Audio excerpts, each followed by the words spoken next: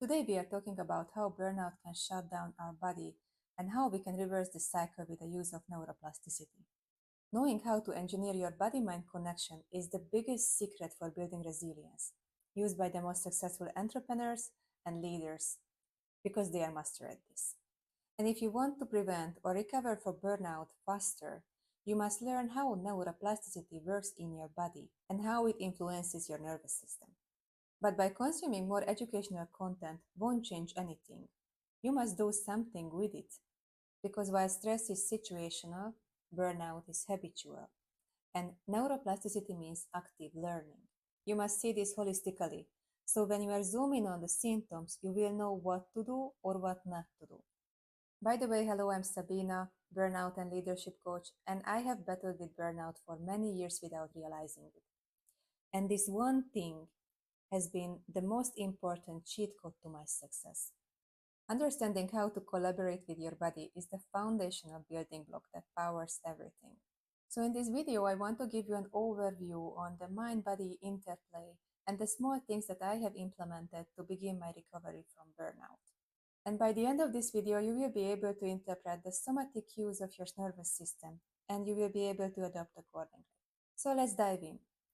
Burnout is when your body says, I quit before you do. Pushing our limits is a good thing, even necessary for growth, but it's not when it's at the expense of our precious human life. In our modern world, we often suppress these warning signs by self-medicating without discovering the root cause. We often pop in a pill or take a coffee and move on. But ever notice that burnout doesn't just leave you exhausted, but it also gives you headache, tummy troubles, chest tightness, or that nagging back pain that never fully goes away?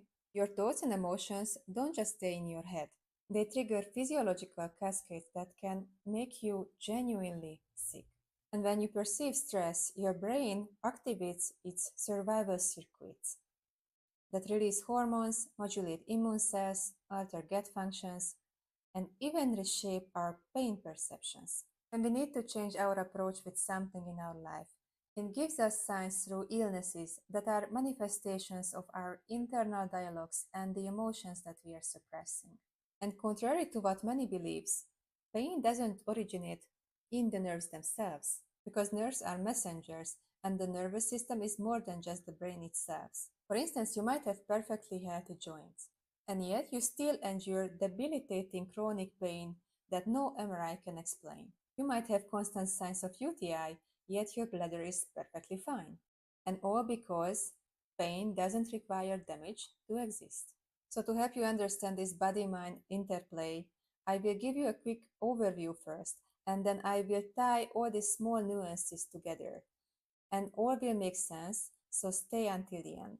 The nervous system is composed by the central nervous system, which is your brainstem and your spinal cord, and the peripheral nervous system. Now, the peripheral nervous system, which is everything outside of the central cord, are the nerves that are talking to your organs, to the muscles, to the bones, and the skin, and everything that is needing to interface out in the world. And it has two subdivisions, your automatic nervous system and your somatic nervous system. The somatic nervous system is the railway of information between the brain and the sensory organs and muscles. And the automatic nervous system regulates your mental and physiological states. It's composed of two branches. The sympathetic nervous system, which is how we activate our organs, muscles, bones. So how we move and take action. And this is what mediates our flight or fight response to the perceived threat. The other branch is the parasympathetic nervous system, which is its counterpart.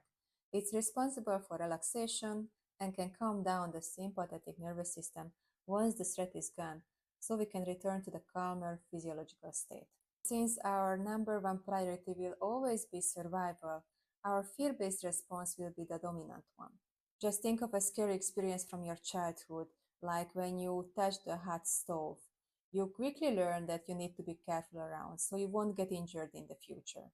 And this lesson deeply ingrained in your memory, physically and mentally. Your reaction happens in a millisecond.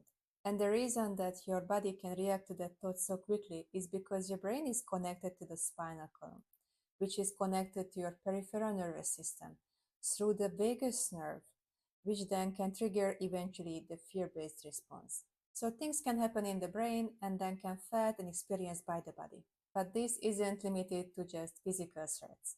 It can be connected to the perception of other people and the meaning what we attach to our body sensations. And we all know how strong emotions can trick the brain and hijack the body. And to understand it better, we have to distinguish between emotions, feelings, and moods. The main difference between emotions and feelings that emotions are unconscious, whereas feelings are conscious choices. Now, the body reaction to that emotion can be measured by our pupil dilation, increased heart rate, facial expression, and these physical manifestations are again not conscious. The main difference is that feelings can be triggered by emotions and shaped by our personal experiences, beliefs, memories, and thoughts that we are linking to that emotion. Unlike emotions, feelings can be measured by self reporting tools like surveys, questionnaires, so they are conscious experiences of our emotions. So let's take an example. Imagine that I forgot something in the fridge for a few weeks, and after I came back home from a business trip, it's full of fungus. It's quite disgusting, and the emotion what I'm going to experience when I'm discovering it, it's disgust. And if you would look at me at that moment in time, you maybe would read disgust in my facial expressions. So then that's not a feeling. The feeling that I'm going to experience is I will feel a bit of nauseous. That's the feeling, that's the conscious choice of experiencing that disgust. Now let's look at the difference between emotions and moods. Whenever we experience an emotion, it leaves a trace. And this trace is usually more diffuse and longer lasting than emotional itself. And the accumulation of all these traces will give rise to our mood. Moods are temporary emotional states shaped by our feelings, but they also influence which emotions we will likely to experience next. It's a feedback loop. Emotions shape our mood, and that mood lowers or raises the threshold of the future emotions. Now, going back to that disgusting experience with the fridge, I might begin to beat myself up saying how stupid I am or how unattentive I am. And let's say maybe the previous day I made a mistake in my pitch and I lost a deal. And these negative feelings can trigger the feeling of inadequacy. I frown my eyebrows, snap with my hand, I might say I should be better at this. And because the communication between our brain and body are bidirectional, these physical sensations signal the brain the associated negative emotional experiences of loathing, disgust, or even boredom, because I might say that I'm so tired of this. And to cope with the tension, I end up working even more just to meet these unrealistically high expectations that I'm setting to myself. And due to being glued to my desk, my body begins to feel sluggish. I crave more sugar or caffeine, but that can just decrease my performance over time, which can be interpreted as a kind of validation of my fears I work against. And many mistakes that correlation demonstrates causality. But even though there is a relationship between two situations, it doesn't necessarily mean an absolute reality. It's important to understand when you are dealing with stress that your brain is by default will choose the familiar bad thing over the uncertain good one. It is the principle of certainty. Your brain chooses predictability over novelty. And that's one of the main reasons why it's so easy to develop habitual negative thinking. We have around 60,000 thoughts a day, but only 5% of them are usually focused on the present moment. Our mind is either focusing on the past or on the future. But it's not always negative though. For example, when we want to leverage our creative thinking. But since our brain is wired for the negativity bias, we are prone to project onto the past. So we end up ruminating, or when we are projecting more into the future, we end up worrying more about the future. The focus of our mind can be directed towards ourselves or towards others, but usually it's about towards others in relation to ourselves. It reinforces our sense of ego and self narrative, which is the story that we're telling ourselves about who we are. And this is one of the main source of our stress. Stress has a lot of consequences on our health. It impacts our immune system and it also impacts our longevity. So let's start with our immune system. Under constant stress like heavy workload, relationship tensions, or unresolved worries, your body stays locked in the fight or flight response. Chronic stress generates inflammation, which is the way of your immune system to fight infection. The problem is that inflammation generates some non-targeted damages pretty much everywhere in your tissues and further amplify that stress response. So we have this vicious cycle between stress and inflammation. And the stress hormones flood your muscles and organs, ramping up sensitivity everywhere. Think of it like pressing a light switch on and on for too long. And your body senses that you don't run away, but don't fight back either. And since the damage gets bigger, over time, your brain begins to shut down sections by sections to prevent further infections. And your stress brain can trigger physical symptoms like tension, headaches, or migraines, chest tightness or shallow breathing, upset stomach, bloating, IBS-like symptoms, muscle knots, joint pains. You can even experience sleep problems and low libido. You can become more sensitive to criticism, lose your sense of humor, and also grow quite cynical. And while these reactions are understandable, these negative thinking patterns coupled with stress can affect your longevity. In short, your cells have little caps that can actually predict how long you will live. They are called the telomeres. So imagine the plastic tips at the end of your shoelaces. That's what telomeres are like. They protect the ends of your chromosomes so they don't fray or fall apart. But every time your cells divide, your telomeres get a little shorter. And when they get too short, the cell stops working and dies. The telomere length is a strong indicator of your biological age and the risk of disease. But besides that, there are a number of lifestyle choices that can shorten your telomeres length.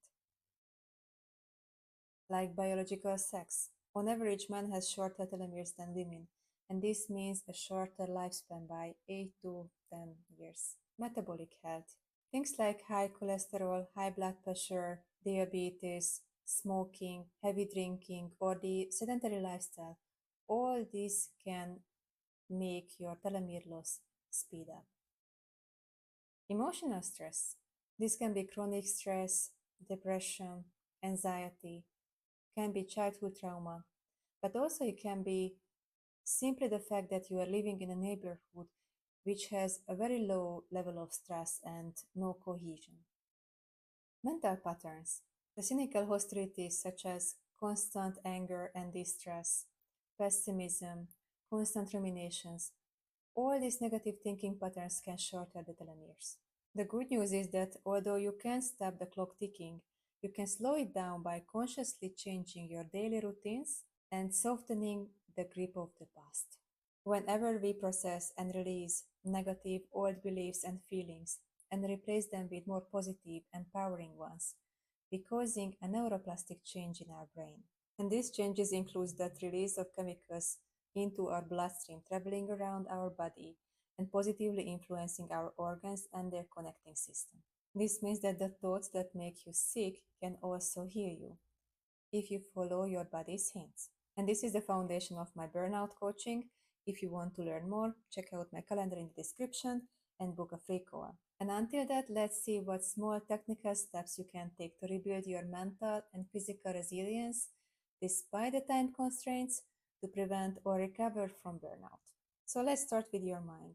It all begins with setting the intention, not with perfection, not with overhauling your life, just with a gentle decision to shift your inner dialogue. Why does it matter? Because studies show us that it takes at least 3 positive thoughts to encounter the impact of just one negative one. That's how powerful and sticky your inner critic can be. But the good news is that this can be reversed by neuroplasticity.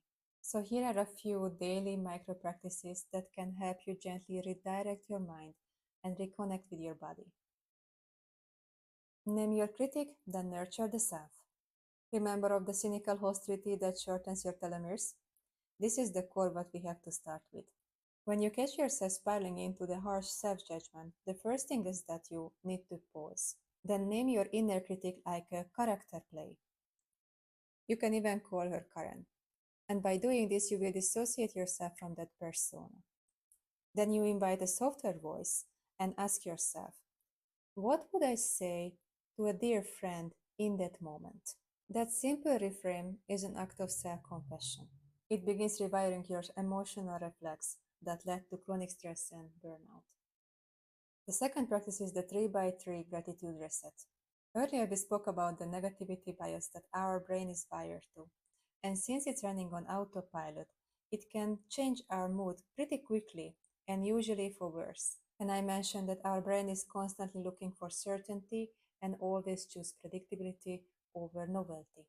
And to not fall victim for that autopilot, we will reverse this by consciously counting our positive experiences, which are already existing facts and evidence that will give us a sense of certainty, yet they will trigger another neural pathways. And that's the key when we want to weaken that negative pattern.